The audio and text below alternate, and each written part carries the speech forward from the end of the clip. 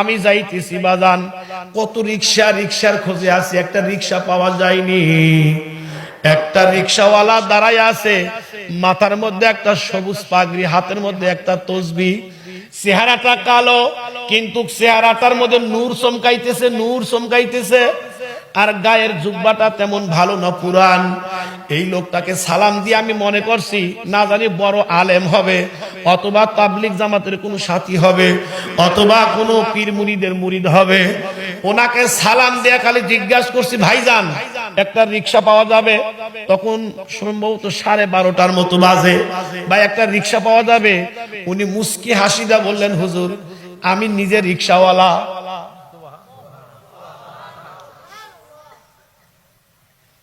আশ্চর্য, কয় কি রিক্সাওয়ালা এত সুন্দর হইতে পারে? যাব আদিত মারিতে মেশিন মোড় থেকে, আমি ভাড়া মিটাইলাম না, সুন্নাত, কিন্তু আমার দিলের ইচ্ছা আছে যে ভাড়া যাই হোক লোকটা পছন্দ, আমি 500 টাকার একটা নোট দেব। এ ভাই অনুরোধ করি কোন রিক্সাওয়ালাকে ভাড়া নিয়ে গালি দিবেন না। দোয়া শুধু আমার কাছে নাই, দোয়া রিক্সাওয়ালার কাছেও আছে, দোয়া ব্যানওয়ালার কাছেও আছে। ওকে 5টা টাকা বেশি দিয়েন, ওকে 10টা টাকা বেশি দিয়েন, আল্লাহর আরশ কেঁপে উঠবে, দিয়েন। এ মুসলমান ভাইরা আমার, আমি বললাম আদিত মারিতে যাব, আমাকে একটু নিয়ে যান। এই রিক্সাওয়ালা রিক্সা চালাইতেছে, আল্লাহর কি কাম, কিছু দূরে গিয়া জোহরের আজান। এদিকে তাকা। এখন আমারে কয় কি জানেন, যেই মাত্র আজান অমনি ব্রেক। কয় হুজুর একটা কথা বলি, কিছু মনে করবেন না? বললাম না না না না, বলেন। কয় কিছু যদি মনে না করেন, এই যে একটা মসজিদ, আমরা দুইজনে ওযু করে নামাজটা পড়ে গন্তব্যস্থানে যাই। আমি কইলাম ভাই আপনাদের এলাকায় জামাত কয়টা? কয় 1:30, একটা 30 মিনিটে। আমি কইলাম সামনে গিয়ে পড়ি, সময় তো এখনো আছে। আমারে কয় কি জানেন, হুজুর কিছু মনে করবেন না, আলেম মানুষ আপনি, হয়তোবা হুজুর আমরা যা আধা ঘন্টায় যাব, রাস্তার মাঝখানে যদি আজরাইল আসে,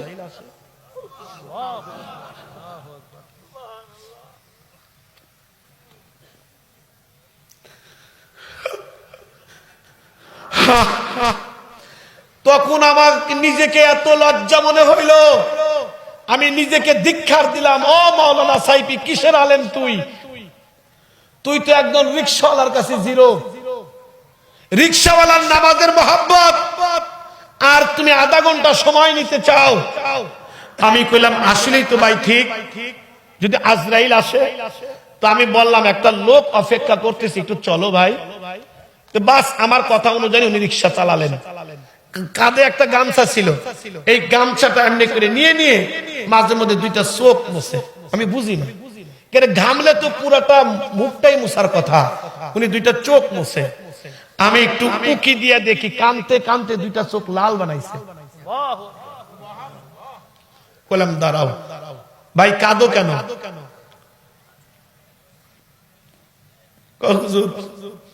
গরিব হইতে পারি, আল্লাহর ঘরে আজান হলে দেল আর টেকে না, আল্লাহর ঘরে না যাওয়া পর্যন্ত। চিন্তা করলাম আল্লাহর আশেকরে কষ্ট দিচ্ছি আমি, তো বললাম তাড়াতাড়ি চলো আমরা জামাত করি। ওযু করে জামাতে নামাজ পড়ে আমারে কয় হুজুর কিছু মনে না করলে 1 কাপ চা খাওয়াবো। আমি চিন্তা করলাম একটা জুতার বাড়ি খাইলাম, না জানি আমাকে আবার কোন বাড়ি দিবে, কিন্তু ওর কাছে আমি শিখতেছি বাবা আলেম হইলে যে শেখা শেষ তা না, শেখার অনেক কিছু আছে। তে আমাকে চা খাওয়াইতেছেন, হুজুর একটা কথা জিগাই। চিন্তা করলাম আবার কোন ভুল। জি ভাই বলেন। আপনি কি আল্লাহর নবীকে দেখেছেন? আর একটু জোরে কও। একজন রিক্সাওয়ালা, তার কাছে নবীর খবর আছে। কিসের মানুষ হইলাম?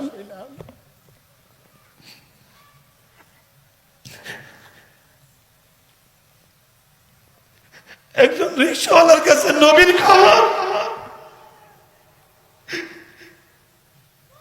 আপনি কি নবী দেখছেন? আমি কইলাম যে না, আমি তো বাস্তবে দেখি নাই। হুজুর কেমন দেখা যায়, কেতাবে পড়েন নাই? হ্যাঁ, শামাইলে তিরমিজিতে পড়েছি। হুজুর বলেন তো। আমি একটা অঙ্গের কথা বলতেছিলাম, উনি একটা চিৎকার দিয়ে পড়ে গেলেন। হুজুর বলবেন না, যেভাবে বলছেন হয়তো আল্লাহ আমাকে এইভাবেই দেখাইছে। আরো জোরে। জুতাটা খুলে গেল দূরে, আমি ওনার জুতাটা সংগ্রহ করে নিজের রুমাল দিয়ে ওনার জুতা পরিষ্কার করতেছি। কয় আপনি কি করেন আলেম মানুষ? আমি কইলাম না, তুমি রিকশাওয়ালা না, তুমি রিকশাওয়ালা না, তুমি রিকশাওয়ালা না, তুমি আল্লাহর বন্ধু, নবীর বন্ধু। যে রিকশাওয়ালা নবীকে দেখে সে সাধারণ মানুষ হইতে পারে না। আমাকে যখন নামিয়ে দিলেন, আমি ভাড়াটা বের করলাম তাকে দেওয়ার জন্য। উনি কয় হুজুর আমি চিনতে পারছি, বুঝতে পারছি। হুজুর বলেন আপনি কি আমাদের এই মাহফিলের চরমনাই হাজরাতে 3 দিনের সম্মেলন হয়, আপনি কি মাহফিলের মেহমান? বললাম হ্যাঁ। আমারে কয় হুজুর আল্লাহর ওয়াস্তে মাপ চাই, টাকাটা আমি আপনার কাছ থেকে নিতে পারবো না, আমি নেব না, কিন্তু যদি দিতে হয় একটা জিনিস আমাকে দেন। বললাম কি? ও কয় হুজুর কয়েকদিন আগে আমার মা দুনিয়া থেকে চলে গেছে, আমার মার জন্য একটু দোয়া করবেন, আল্লাহ যেন আমার মাকে মাফ করে দেয়। ভাইরা আমার, দরদের ভাই, রিকশাওয়ালা আল্লাহ দেখে না, ভ্যানওয়ালা আল্লাহ দেখে না, চাকর আল্লাহ দেখে না, গোলাম আল্লাহ দেখে না। আল্লাহ দেখে কার দিলটা কত সুন্দর, অন্তরটা কার সুন্দর। এই জন্য আল্লাহকে যদি পাইতে চাও, নবীর সুন্নাতকে মানো, নবীর সুন্নাতকে মানো, নবীকে মহব্বত করো, নবীর তরিকা অনুযায়ী চলো।